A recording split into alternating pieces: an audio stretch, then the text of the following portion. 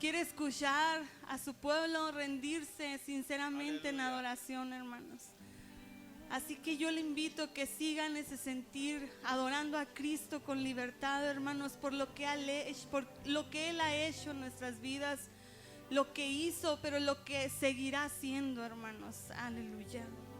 ¿Qué es el hombre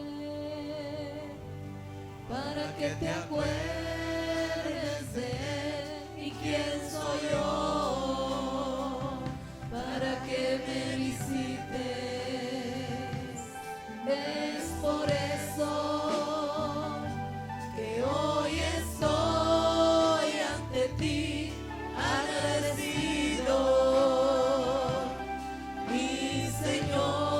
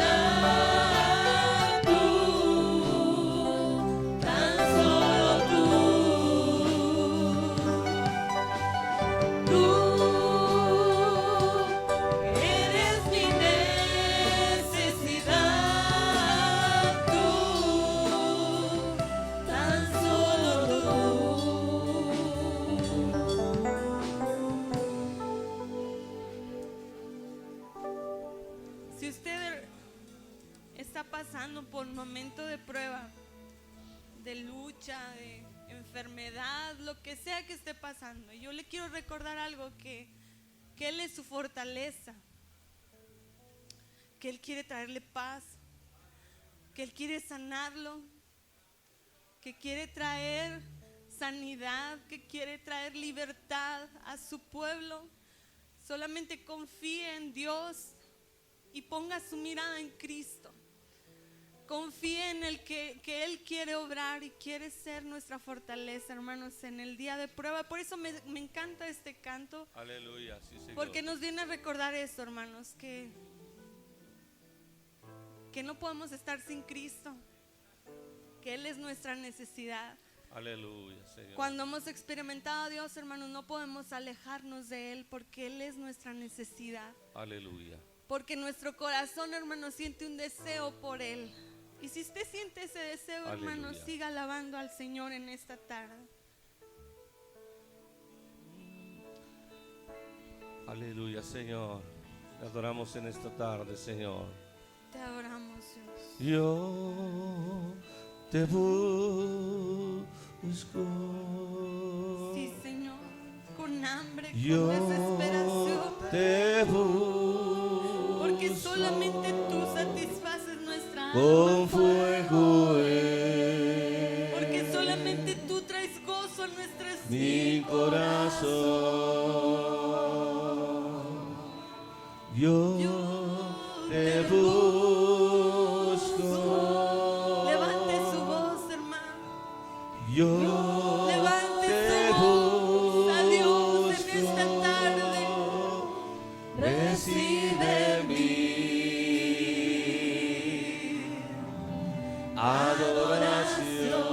adoración. Aleluya. Te anhelo, te necesito,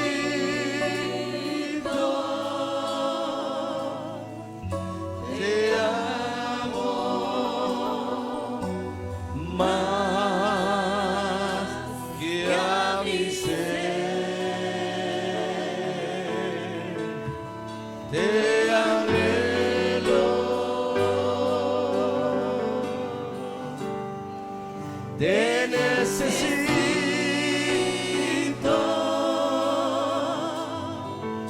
te amo más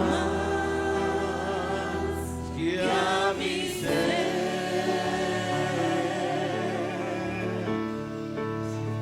Yo te busco. Yo te busco, con fuego mi corazón.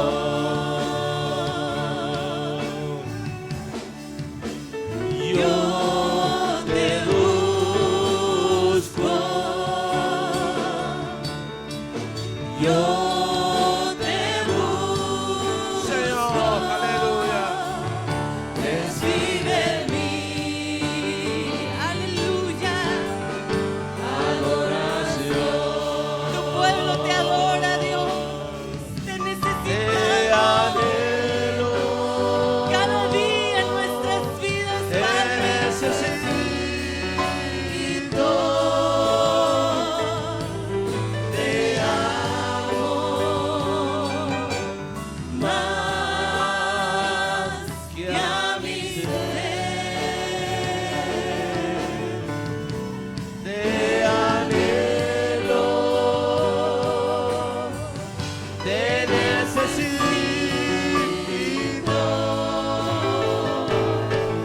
te amo, sí, Señor. Gracias, Señor.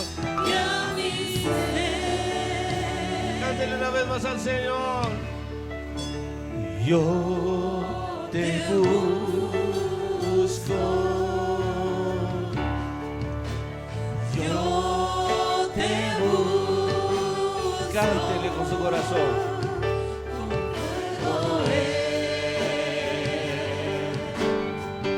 Mi corazón.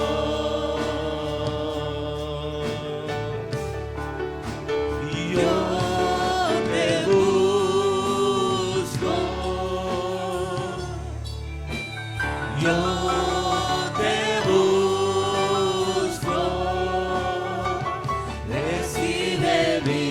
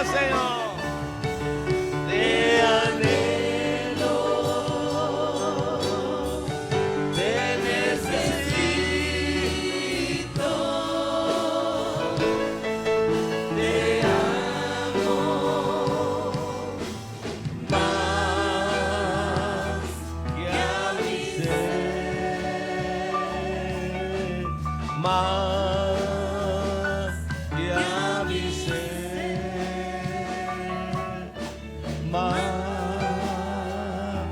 que a mi ser.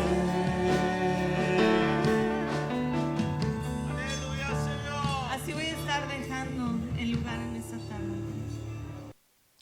Quiero pedirles que abran su Biblia, si la trae, en el libro del profeta Isaías, capítulo 53, versículos 11 y 12. Gloria a Dios. Gloria a Dios.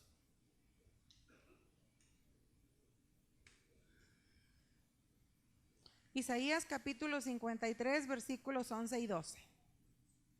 ¿Cuántos dicen amén, hermanos? Amén, porque ya lo encontró en su Biblia. ¿Cuántos dicen amén? Ya lo encontré. Poquitos ya lo encontraron.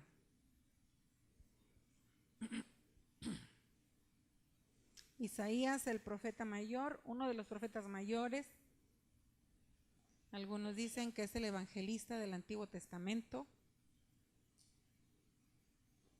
pero que él es el profeta que narra con una claridad dolorosa los sufrimientos que iba a experimentar el Señor Jesucristo cuando diera su vida en la cruz del Calvario. Seguramente que este siervo escribió situaciones que no entendió, pero las escribió porque se lo indicaron. Y bueno, hoy nosotros tenemos un poquito más de claridad en el asunto. Isaías 53, 11 y 12. Dice la palabra del Señor así, en relación a lo que Isaías vio del sacrificio de Jesús. Dijo el profeta, Jehová le dijo al profeta, que le dijera al pueblo, que le diga a usted y a mí esta tarde, que después del sufrimiento de Cristo en la cruz del Calvario, dice el 11, verá el fruto de la aflicción de su alma y quedará satisfecho. Por su conocimiento justificará mi siervo justo a muchos y llevará las iniquidades de ellos. Por tanto, yo le daré parte con los grandes y con los fuertes repartirá despojos, por cuanto derramó su vida hasta la muerte y fue contado con los pecadores, habiendo él llevado el pecado de muchos y orado por los transgresores. Esta tarde, hermanos, yo quiero hablarles de la generosidad de Dios, la generosidad del Hijo de Dios, del Cordero sin mancha que fue ofrecido por nosotros, de la generosidad del Espíritu Santo tratando día y noche con usted y conmigo. Toda esta semana anduve meditando en eso, en que lo que da Dios es mucho y es perfecto.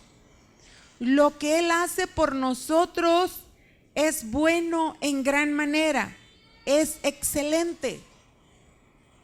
Siempre que nosotros nos referimos al Señor, nosotros decimos, Dios ha sido muy bueno conmigo. Dios no me ha dejado. Él me ha sustentado hasta este momento. Dios es hermoso. Hablamos de Dios, del Padre, hablamos del Hijo Jesucristo, hablamos del Espíritu Santo. Y en algunas ocasiones he dicho, le he respondido a quien esto ha mencionado. De Dios no tenemos nada malo que decir. La pregunta será, ¿qué dirá Dios de usted? ¿Qué dirá Dios de mí? ¿Verdad? Dirá el Señor que somos muy obedientes. Dirá el Señor, cómo me agrada oír la boca de mi hijo y de mi hija que se abre alabando mi nombre. Me siento tan contento cuando mi hijo y mi hija da testimonio a otros de la obra que yo he hecho en su vida. Oír su palabra de agradecimiento deleita mi oído. ¿Dirá eso el Señor? ¿Dirá eso el Señor de nosotros? ¿Verá Él que el servicio de nosotros hacia Él es con amor y por gratitud? ¿Dirá eso Él de nosotros? No lo sé. Sin embargo, es digno de que lo reflexionemos, hermanos. Pero dije que esta tarde yo quería hablar de la generosidad de Dios y yo le he titulado Generosidad sin límites. Generosidad sin límites. El sacrificio de Cristo nos ofrece bondades de manera generosa e ilimitada. Pregunto yo, ¿alguien esta tarde ha recibido bendiciones que ni siquiera ha pedido? Levante su mano. Todos somos testigos de que hemos recibido bendiciones que ni siquiera hemos pedido. A eso yo le llamo generosidad sin límites. O sea, rebasó mis expectativas. Yo le pedí al Señor hasta aquí y Él me dio hasta allá.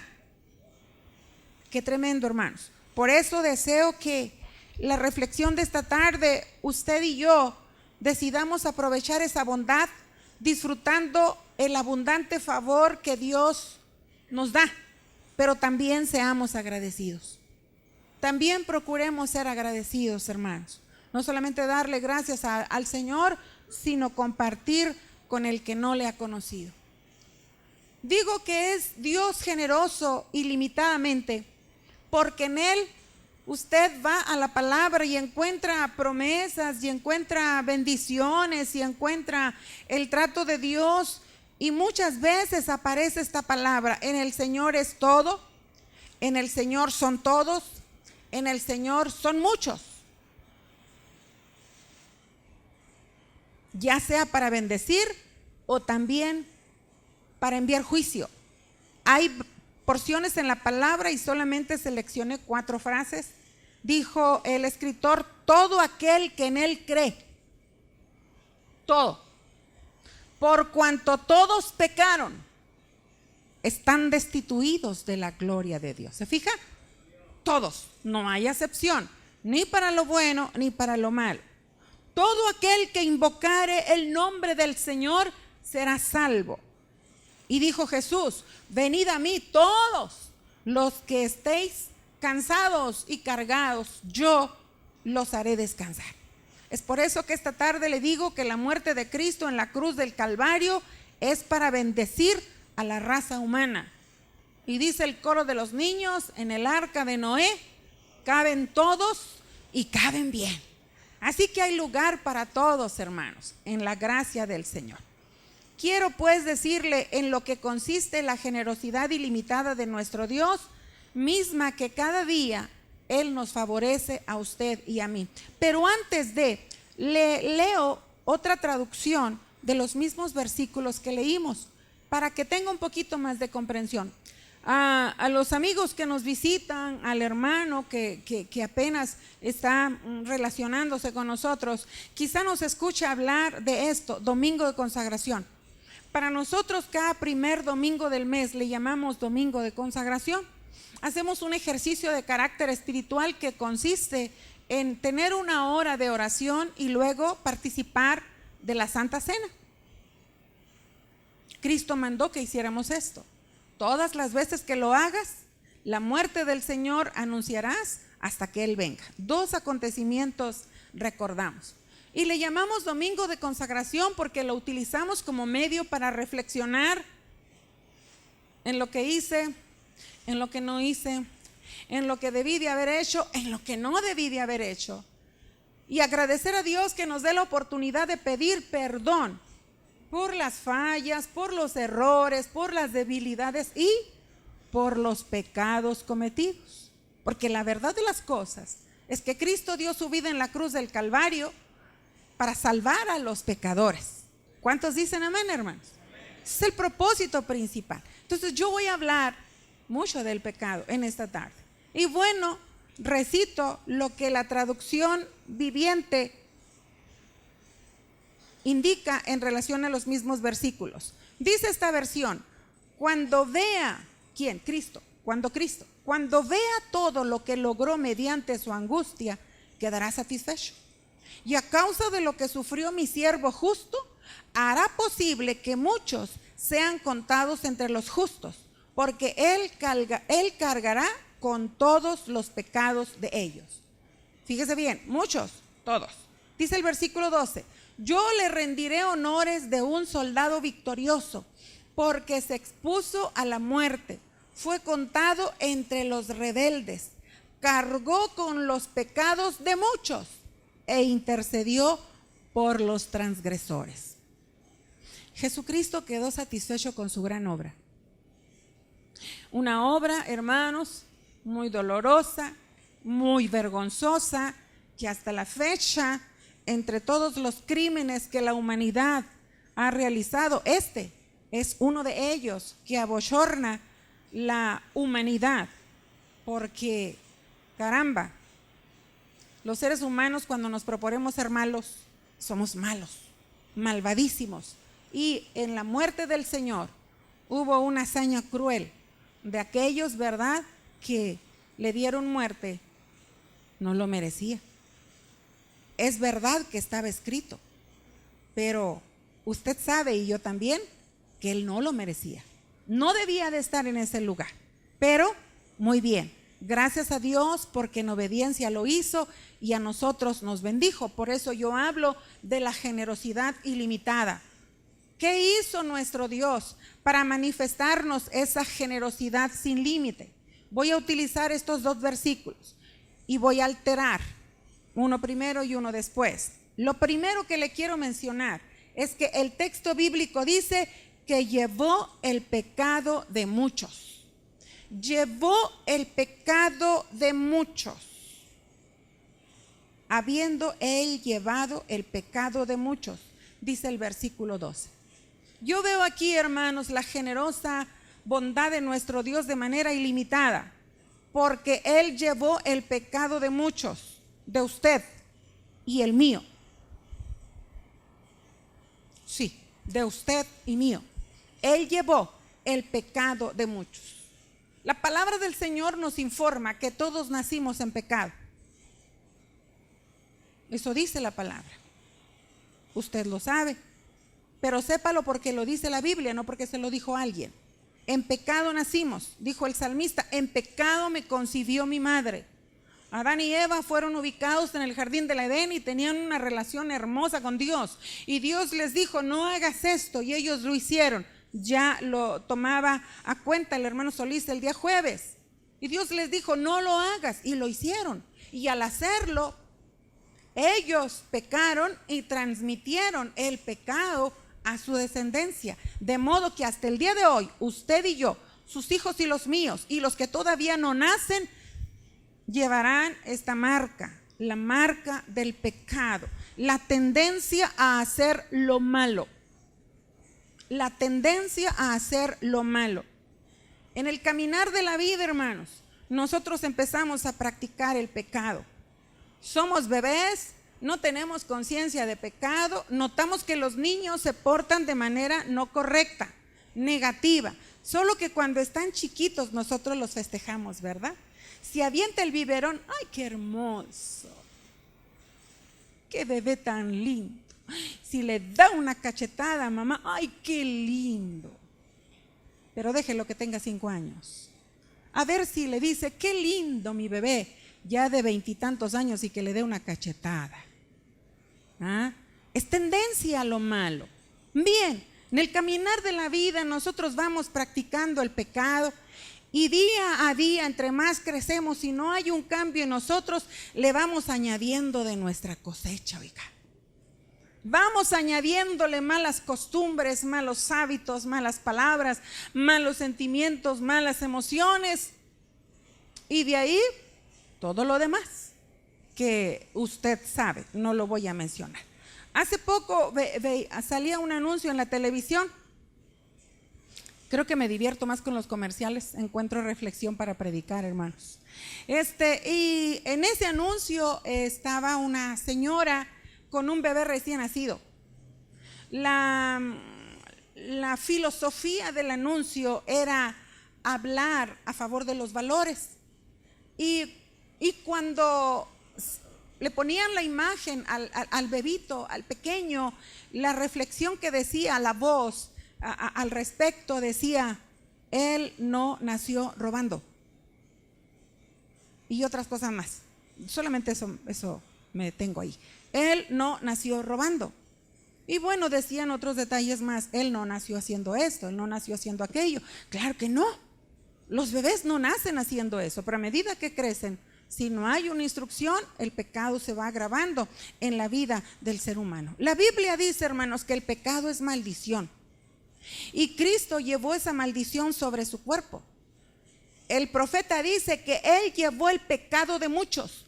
Esto a Cristo le produjo satisfacción porque Él llevó su maldición y mi maldición sobre su cuerpo. ¿Puede alabar a Dios, hermano? ¿Todavía se acuerda o entiende lo que es la gravedad del pecado? El pecado es quebrantamiento, hermanos, a la ley de Dios. El pecado nos aleja de Dios. Ahorita cantábamos unos coros, ¿verdad? Tú eres mi necesidad. Y no me acuerdo cuál otro coro que entonaron que lo expliqué mentalmente muy bien. ¿Por qué a veces no sentimos la presencia de Dios? ¿Por qué a veces no disfrutamos la bondad de Dios? Por varias razones. No lo conocemos, no creemos en Él, o conociéndole, el pecado no nos deja disfrutar el favor de Dios. El pecado hace separación entre Dios y nosotros, dice la palabra del Señor. Pero Jesús queda satisfecho con su sacrificio, porque el pecado que ató a los seres humanos por rebeldía, por incredulidad, por renuencia, Cristo lo llevó sobre su cuerpo. Su vida, su cuerpo, todo su ser fueron derramados por nosotros.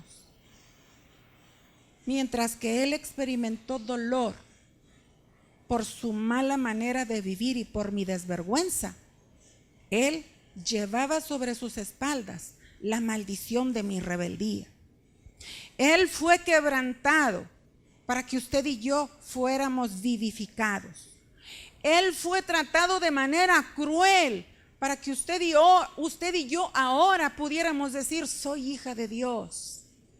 Él me ha bendecido, Él no me ha dejado.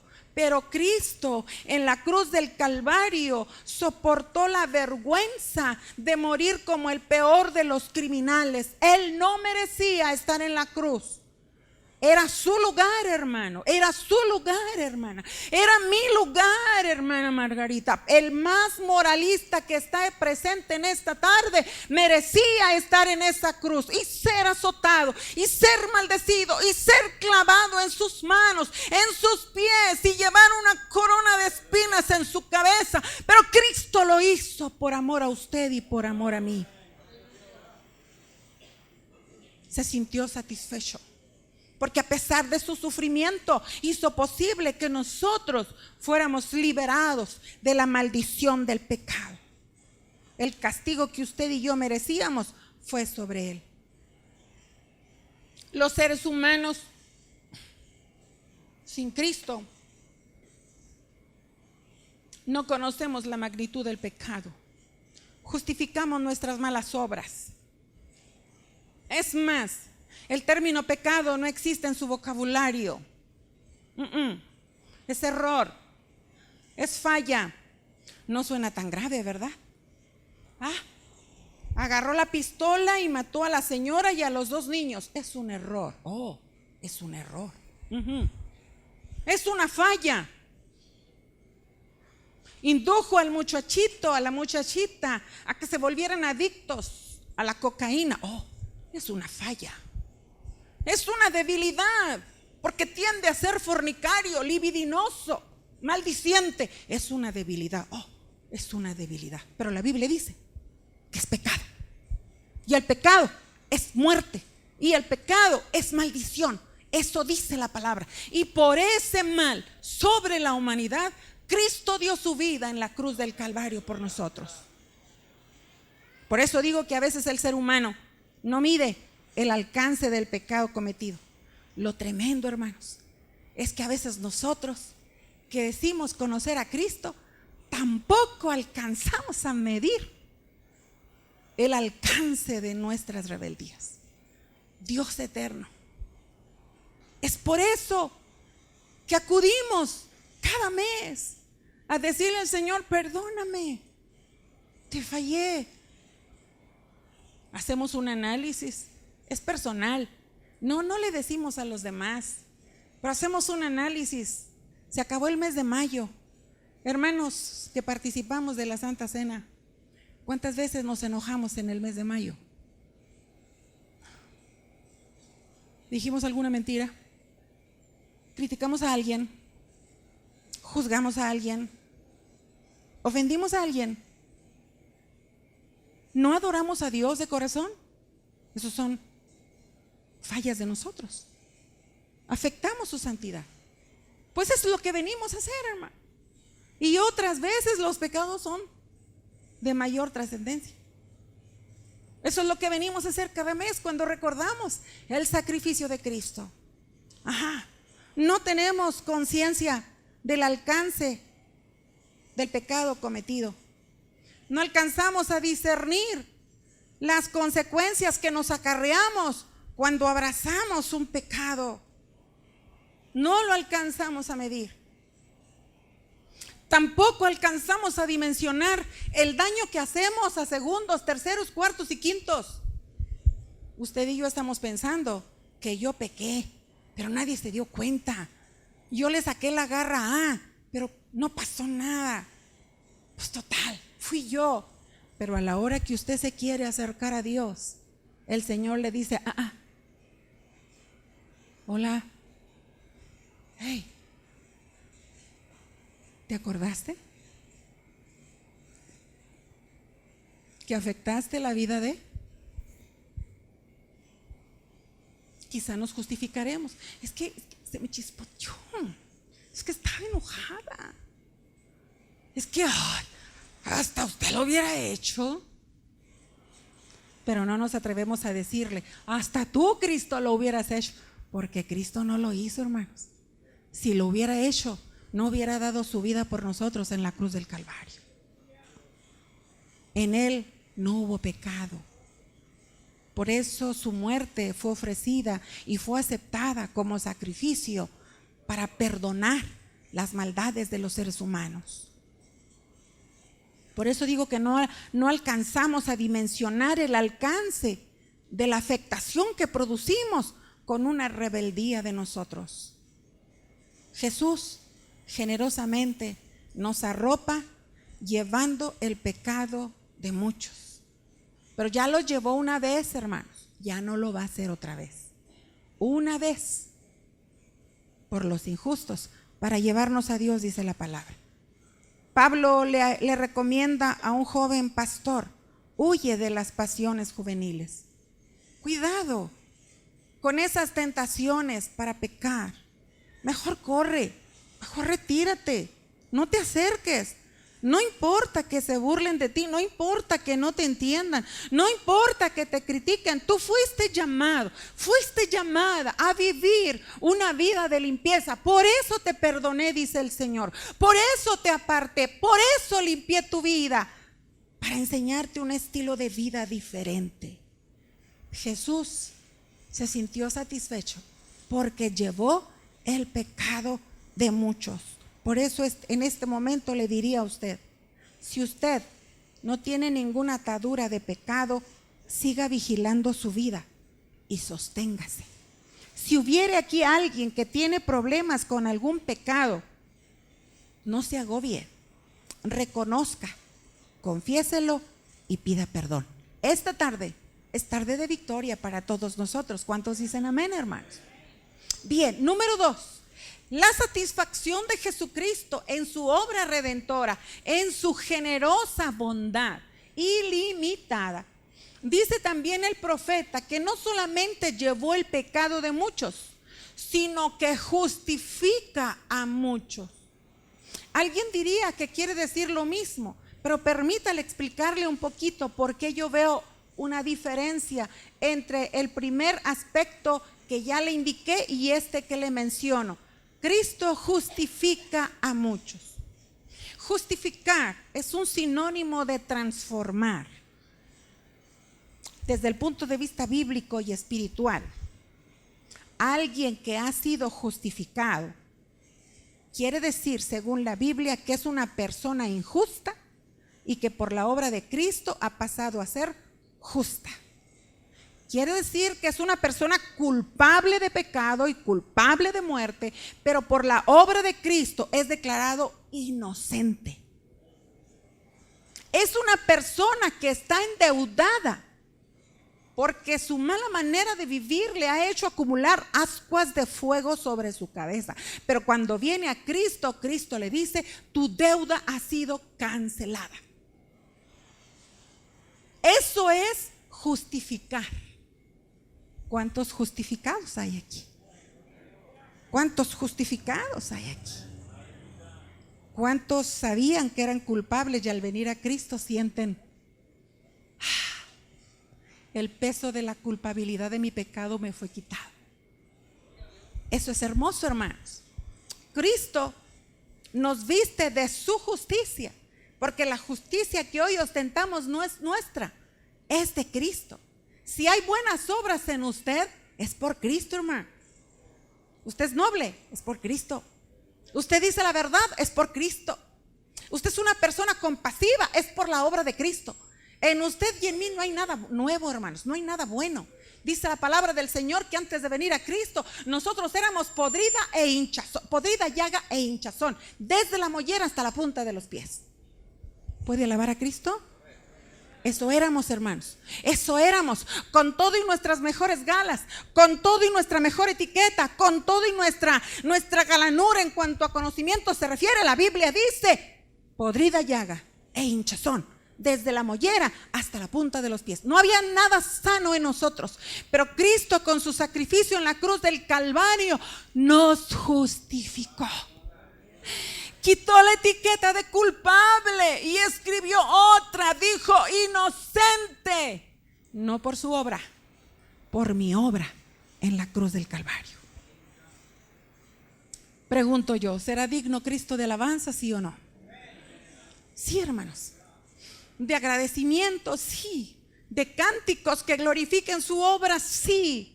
De anhelo porque otros conozcan esta bendición, por supuesto que sí. Nuestro Dios es generoso porque en el sacrificio de su Hijo logró la justificación de muchos. Y aquí entran todos. No dice mujeres, no dice cierta clase de hombres y de mujeres, no, muchos.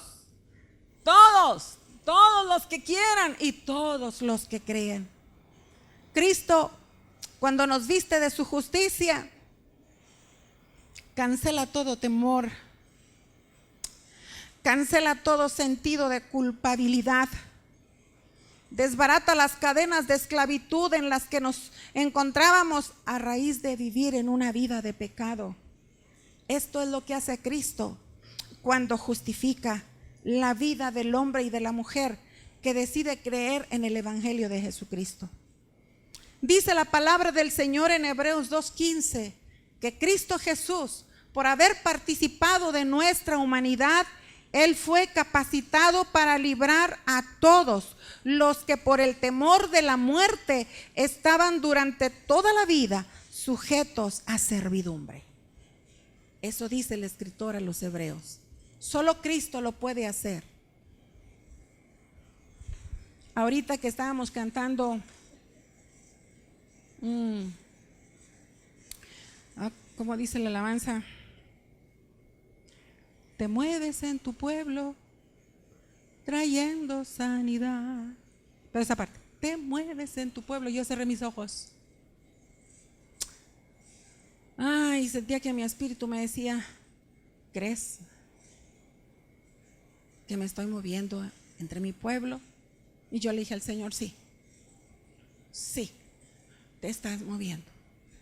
Deseo que encuentres un corazón, más de uno, que sienta tu mano tocarse ahí, que sienta tu mano ahí en su corazón, porque el Señor se mueve entre nosotros con el propósito de liberarnos de la servidumbre a la que el enemigo y el pecado nos tenían o nos quieren seguir atando. Yo preguntaría esta tarde: ¿habrá alguien que se sienta acusado por el enemigo? ¿Habrá alguien que se sienta incómodo? ¿Sienta algún temor? ¿Habrá alguien que todavía se siente culpable y Satanás se siente con derecho sobre su vida para atormentarle, el diablo le dice: no vas a poder, no te vas a librar, nunca lo vas a lograr. Pero Cristo esta tarde le dice que Él en la cruz dijo: consumado es. Quiere decir que sí se puede. Quiere decir que la victoria está hecha. Quiere decir que hay esperanza para nosotros. Quiere decir que no todo está perdido, que hay posibilidades de volvernos a levantar. Porque en Cristo sí es posible. No importa quién sea usted, quién sea yo, no importa lo que usted y yo hayamos hecho. El Señor tiene el poder para justificarnos, porque Él es nuestro abogado. Hay situaciones en la vida, aquí terrenalmente hablando, hermanos, que se requieren los servicios de un abogado. Pero qué caray. Los abogados son como ciertos profesionistas que tienen injerencia en asuntos de la vida, como el doctor, ¿verdad? El abogado ve una necesidad y sí, lo alienta que usted haga uso de los servicios de un abogado, pero pues no se los hace gratis, ¿verdad? Cobra. Qué cosas. Nos lo ponen muy difícil. Cuando estamos enfermos y de una enfermedad donde el doctor se declara incompetente y usted va con un doctor particular, el doctor particular le dice: sí, yo lo opero, creo que sí. Le dijo mi esposo a un doctor particular: ¿y usted está seguro que si toma a su cargo la operación de mi esposa va a salir bien? No. Y de todas maneras va a pagar los 300, va a cobrar los 300. Oh, pues no. Dice uno de mis hermanos, le decía a mi mamá, que en paz está: no, jefa, no vaya con el doctor, porque el doctor en cuanto la ve dice: aquí saco mi carro, pago mis vacaciones, me compro una bicicleta, en fin. Amados hermanos, en los males del alma tenemos un abogado que no nos cobra, que está al pendiente de nosotros y podemos acudir a Él. Él viene a nuestro llamado. No nos dice por qué lo hiciste, tampoco nos dice te dije, solamente nos abraza y nos dice: no temas, yo te ayudo.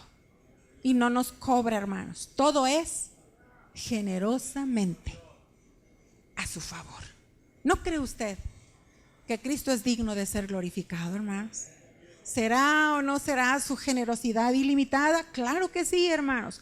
Por eso Él se siente satisfecho ahora, porque su sacrificio justifica a muchos.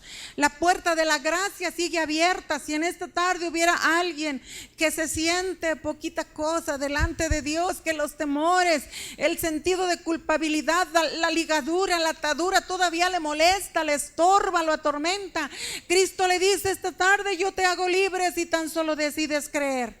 Esta tarde yo te rompo esas ligaduras si tan solo confiesas tu necesidad. No tiene que decírmela a mí ni a nadie, dígasela al Señor, porque el Señor lo conoce a usted. Justifica a muchos. Yo veo una gran generosidad. Por eso nos sorprendemos por la grandeza de su amor. Una vez estaba dando una de las lecciones del prebautismal y alguien me dijo: hermana, ¿y está usted segura que Dios perdona todos los pecados? Sí, mija. Todos, de veritas, todos, sí. ¿Al asesino? ¿Al violador? Sí. ¿Al maldiciente? Sí. Ay, no lo puedo creer. Es que el amor, hija, que recibimos es divino, no es humano. El amor de nosotros los humanos es algo medido, diríamos hasta cierto punto tacaño, convenenciero, ventajoso, pero el amor de Dios es eterno, es perfecto, es generoso, perdona todas nuestras maldades. Finalmente, hermanos, el texto bíblico también dice que no solamente llevó Él el pecado de muchos, dice que justificará a muchos, pero termina el texto bíblico diciendo: y orado por los transgresores. Él ora por los transgresores. Déjeme decirle, ¿qué es un transgresor? No vaya a ser que alguien esté pensando que es un camión grande. ¿No? ¿Tiene sentido el término? Transgresor, el diccionario dice que es uno que quebranta las leyes, quebranta las normas, quebranta las costumbres establecidas. Es una persona malvada. Un transgresor es una persona malvada. Un transgresor, uno que transgrede, es uno que quebranta un precepto moral, viola la ley civil, la ley moral. El transgresor es alguien que ofende, es culpable de lo que se le acusa, es una persona infiel, el transgresor, entre otras cosas. Porque una transgresión es una ofensa, es un pecado, es un delito cometido en contra de la autoridad establecida por Dios, que es la Biblia. La Biblia es rebelión, es incumplimiento del deber. Y Jesús se sintió satisfecho porque ora por los transgresores. Dicho de otra manera, ora por sus enemigos. Y yo le pregunto a usted, que levante la mano aquel que dice: hermana, yo me deleito en orar y en bendecir a mis enemigos.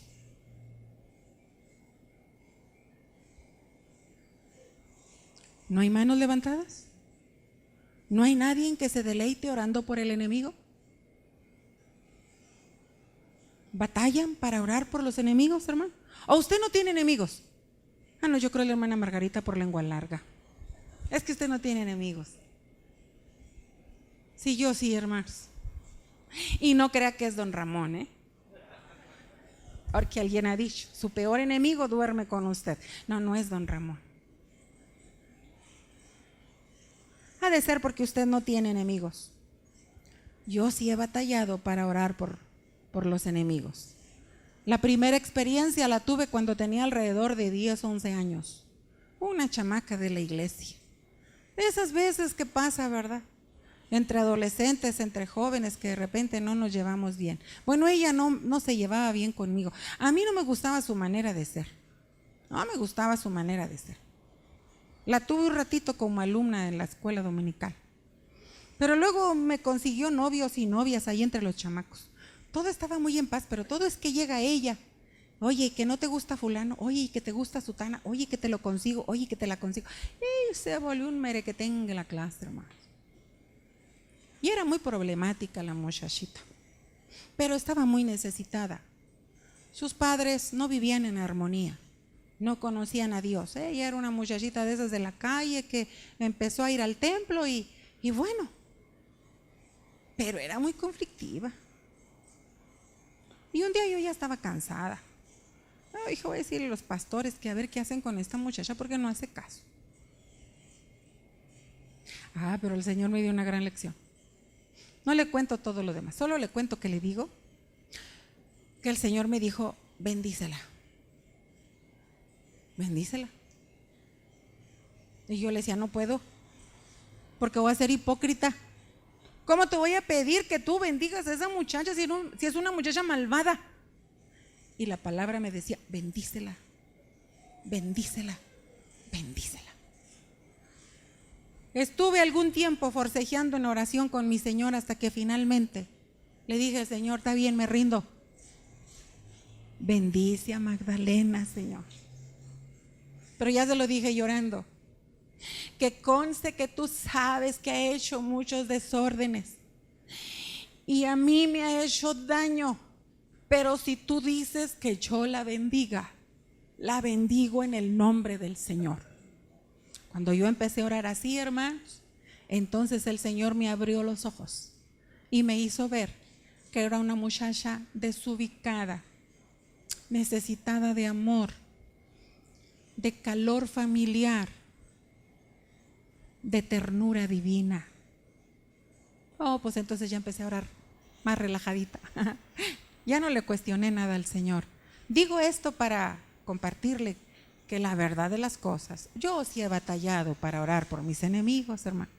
Pero voy a Dios, fui a Dios. Desde entonces, pues el Señor me ha ido puliendo, gracias a Dios por su misericordia. La Biblia dice que Jesús quedó satisfecho con su obra en la cruz del Calvario porque Él oró por los transgresores, por los infieles, por los violentos, por los que no cumplen con su deber, por los que ofenden, por los que maldicen, por los que quebrantan las leyes, por los desvergonzados que hasta se gozan e incitan a otros para que hagan lo malo, por aquellos que se burlan de Dios. Dice la palabra, Cristo ora por ellos. ¿Es generosidad o no lo es, hermanos? ¿Es amor ilimitado o no lo es, hermanos? Es generoso nuestro Dios. Cristo ora por el transgresor. Es más, la Biblia dice que intercede por nosotros. La intercesión es un nivel todavía superior, hermanos, porque un intercesor gime. Un intercesor, dice la palabra, hace vallado, se para en la brecha. ¿Qué es lo que hace? Se pone entre el Padre y el culpable. Y Cristo dice, espérate tantito, no lo enjuicies. Dale chance. Es lo que hace como en la parábola de la higuera estéril. Dame oportunidad otro año, la voy a trabajar. Voy a quitarle la hierba mala, voy a hacer zanja, le voy a poner fertilizante. Y verás que el próximo año te dará fruto, pero por aquello de que no encuentres fruto, a vuelta de año, córtala si quieres. Y Cristo en su amor generoso intercede por los transgresores para solicitar una oportunidad más a su favor.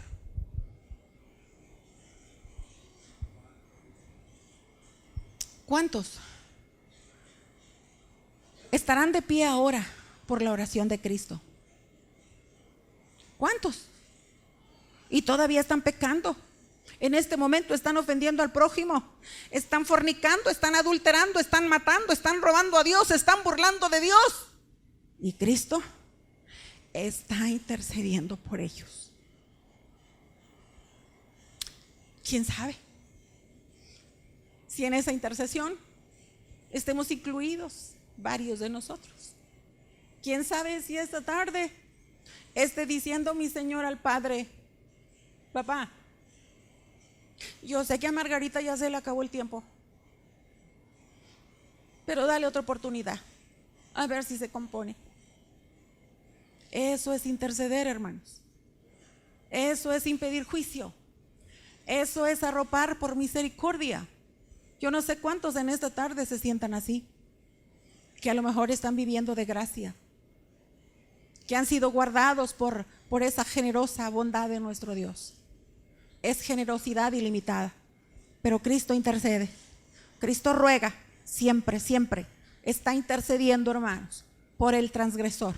Él tuvo esa bendición, Él tiene esa bendición, porque el Nuevo Testamento dice que Cristo vive para interceder siempre por nosotros. ¿Qué le dice usted a Cristo, hermano? ¿Qué le dice usted a Cristo, hermana? ¿Qué le dice usted a Cristo, hermana? Si todos los días Él ora por usted, Él gime por usted, Él lo cubre a usted, Él pide misericordia para usted, Él está allí interponiéndose. ¿Cuántas veces el Señor se habrá puesto en medio de algo que usted iba a hacer y no entendió y se molestó porque no lo logró? ¿Será acaso que será el resultado de la intercesión de Jesucristo para que usted no tenga un mal mayor? ¿Será acaso eso, hermanos? Oh, eso es generosidad, hermano. Eso es generosidad divina. Y lo hace Dios. Lo hace el Señor. Cristo también intercede por la iglesia. El Señor no ha dejado de orar para que su pueblo sea un pueblo fiel, para que su pueblo no peque, para que su pueblo se sostenga firme en las promesas que le ha dejado, para que su pueblo haga la obra que se le encargó, buscar al pecador y recibirlo en esta familia local. Cristo intercede, Cristo gime. Por eso La obra de Cristo es una obra de satisfacción plena, porque el Señor logró hacer esto en abundancia, por todo y por todos. Nada más que quiero decirle una cosa, hermanos. De parte de Dios para nosotros es ilimitado. De parte de nosotros hacia Él, acuérdese, tenemos los días contados. Yo no puedo vivir confiada en que su misericordia hacia mí va a ser eterna, porque su servidora y usted también tiene límite de días.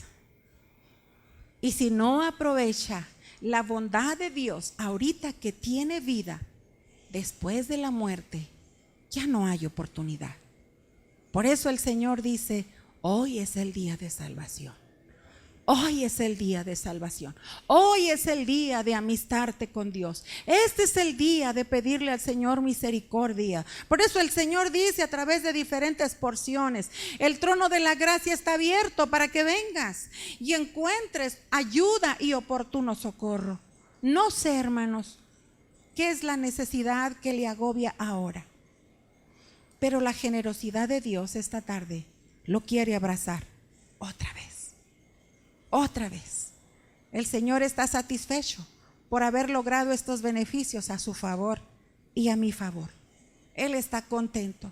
Cuando alguien viene y acepta los beneficios de la cruz, Jesucristo está contento. Creo que sonríe.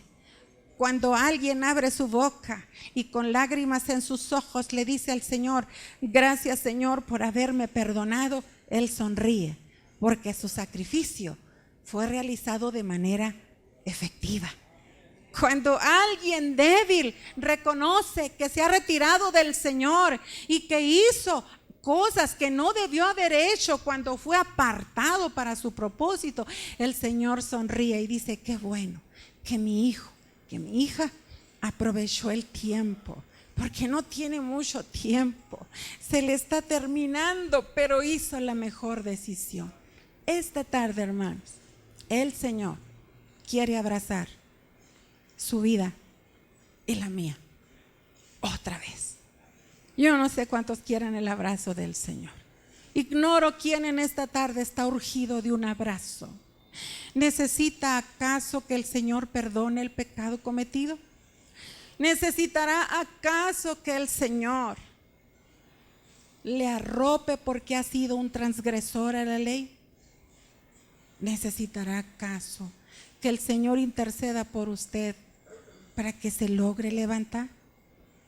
No sé cuál sea su necesidad, solo sé que esta tarde Jesús está aquí para suplir esa necesidad. Yo quiero invitarle en esta hora que se ponga de pie. Póngase de pie con reverencia, hermanos. Yo sigo creyendo que mi Señor se está paseando por el medio de nosotros.